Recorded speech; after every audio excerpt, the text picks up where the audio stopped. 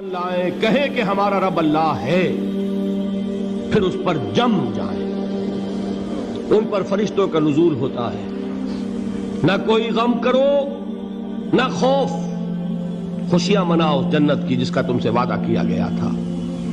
اللہ کی ربوبیت پر اطمینان جب انسان کو ہو جاتا، میرا رب اللہ ہے، ربی اللہ، انسان کے لیے نہ کوئی کھٹکا، نہ کوئی خطرہ، نہ کوئی خوف، نہ کوئی حزن۔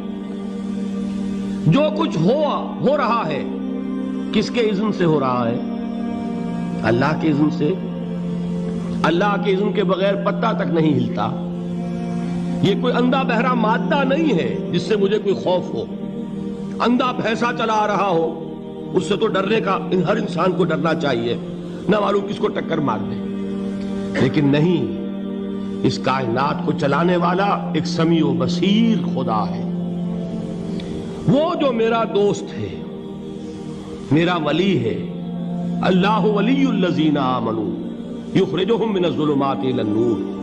اللہ اہل ایمان کا ولی ہے، ساتھی ہے، پشت پناہ ہے، مددگار ہے، حمایتی ہے۔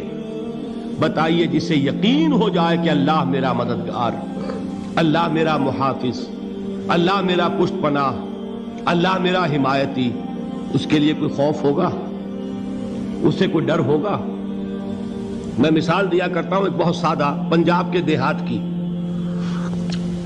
تو بڑا چودھری ہے اور کوئی غریب کسان ہے۔ اس غریب کسان کے جانوروں کو ہر وقت اندیشہ ہوگا چوری کا، کوئی میری بھینس کھول کر نہ لے جائے، کوئی میرا بیل کھول کر نہ لے جائے۔ لیکن جس کے بارے میں یہ سب کو معلوم ہو کہ وہ جو بڑا چودھری ہے وہ اس کا دوست ہے، اس کی بچیا کو کوئی خوف ہوگا؟ اس کی بھینس پر کوئی ہاتھ ڈالے گا؟ اسے کوئی اندیشہ ہوگا؟ نہیں۔ کیوں؟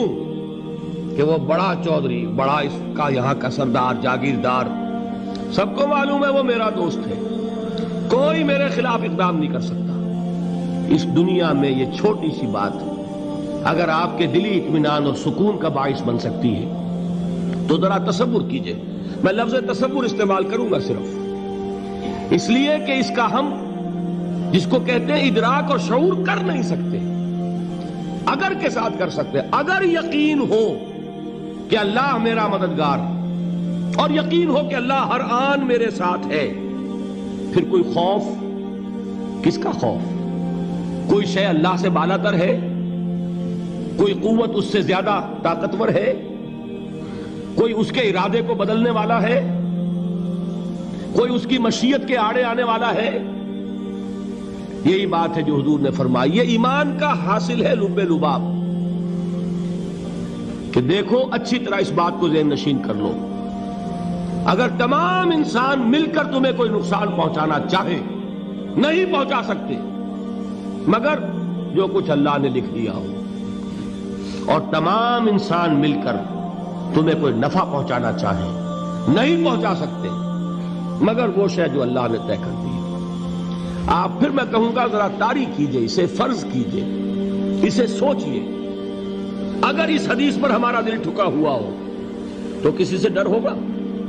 یہ مجھے نقصان نہ پہنچا دے، یہ میری رپورٹ خراب نہ کر دے، یہ میری انکریمنٹ نہ رکوا دے، یہ میرا یہ نہ بگاڑ دے، یہ میرے یہ نقصان نہ پہنچا دے۔ اس کا ڈر، اس کا ڈر، اس کا خوف، اس کی خوشامد، اس کے لیے جا کر طرح طرح سے اپنی عزت نفس کو ذلیل کروانا اس کے سامنے، یہ سب کچھ کیوں کرتا ہے انسان؟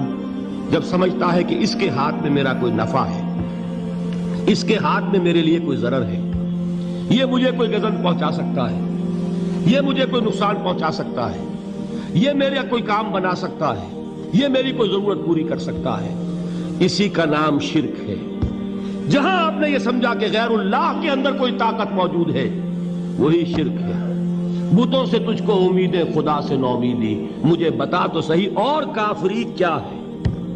شرک تو یہ ہے جس پر بھی تمہیں یہ خیال ہے، کلمہ ہے یہ کلمہ سوم، لا حول ولا قوت الا باللہ، ذرا اس پر دل کو کبھی اگر آپ تصور کریں، پھر فرض کریں، دل ٹھک جائے اس پر، کوئی طاقت نہیں۔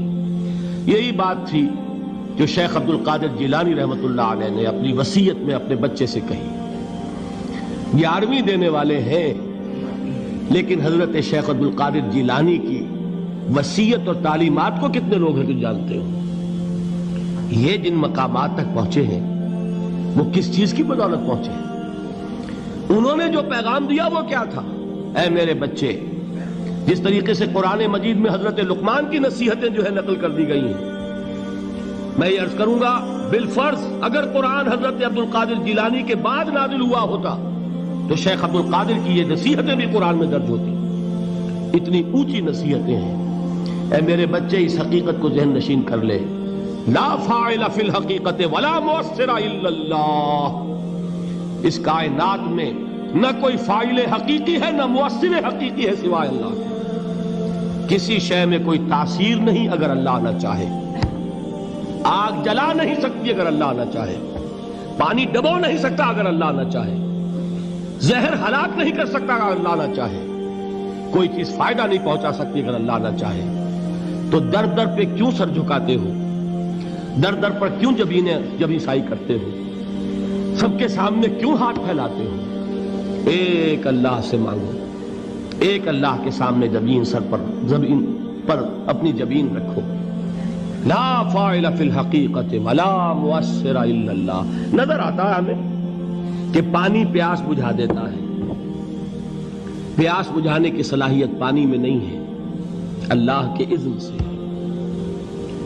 کھانا بھوک مٹا دیتا ہے، بھوک مٹانے کی صلاحیت کھانے میں نہیں ہے، اذن رب میں. دیکھیے یہی یقین تھا. حضرت موسیٰ علیہ السلام کا واقعہ یاد کیجئے. سامنے سمندر آ گیا ہے، قوم دیکھتی ہے پیچھے کہ گرد و غبار کا طوفان ہے. معلوم ہوا کہ فرعون اپنے لشکر سمیت آ گیا ہے. لشکر جب چلتا تھا تیز رفتاری کے ساتھ تو گرد و غبار کا جو طوفان اٹھتا تھا اس کا تصور کیجئے. اور لمحہ بلمحہ وہ قریب آ رہا ہے. پوری قوم نے کیا کہا؟ اے موسیٰ انا لمدرکون، اے موسیٰ ہم کو پکڑے گئے. قرآن مجید نے تو یہاں وہ باتیں نہیں لکھی ہے، لیکن تورات میں یہ درج ہے کہ بنی اسرائیل جھگڑنے لگے، دست و گریبان ہو گئے موسیٰ کے ساتھ. موسیٰ ہمیں یہاں مروایا لا کر، اس سے تو ہم ہی بہتر تھے. وہاں کھانے کو ملتا تھا، زندگی تو تھی، بیگار ہم کر رہے تھے، موت تو نہیں تھی. اب جو کچھ ہوگا اس کا تصور کرو، جس طریقے سے ہمارے ٹکڑے اڑائے جائیں گے. تو لڑ رہے ہیں حضرت موسیٰ علیہ السلام سے. یہ تورات کی تفصیل ہے. قرآن میں صرف اتنا آیا ہے، پریشان ہو کر انہوں نے کہا انا لمدرکون، موسیٰ ہم تو پکڑے گئے. اس وقت موسیٰ کا جواب کیا ہے؟ کلا ان معی ربی سیہدین. نہیں، میرے ساتھ میرا رب ہے، وہ راستہ دے گا. بتائیے کہاں راستہ نظر آ رہا ہے؟ یہ ہے ایمان بالغیب. راستہ نظر نہ آئے تب اللہ پر یقین ایمان ہے. جیب میں پیسے ہوں اور تب دل کو اطمینان ہے تو ایمان کس پر ہوا؟ پیسے پر، اللہ پر نہیں. جب وسائل و ذرائع نہ ہوں اور پھر یقین ہو کہ اللہ مسبب الاسباب ہے، وہ اسباب کا پابند نہیں ہے، وہ اسباب کا محتاج نہیں ہے، اسباب اس کے محتاج ہیں. اگر یہ یقین ہے تو اللہ پر ایمان ہے. یہ نہیں ہے تو تمہارا ایمان اسباب پر ہے، وسائل پر ہے، ذرائع پر ہے، مادیات پر ہے، اللہ پر نہیں. اس وقت کہاں راستہ تھا؟ کوئی راستہ تھا؟ سمندر ہے اور ادھر سے لشکر آ گیا ہے. کلا ان معی ربی سیہدین. اب دیکھیے ایمان کہہ دینا آسان ہے، ہوا معکم اینما کنتم، جہاں کہیں بھی تم ہوتے ہو اللہ تمہارے ساتھ ہوتا ہے. لیکن اس کا یقین قائم ہو جائے تو زمین و آسمان کا فرق واقع ہو جائے.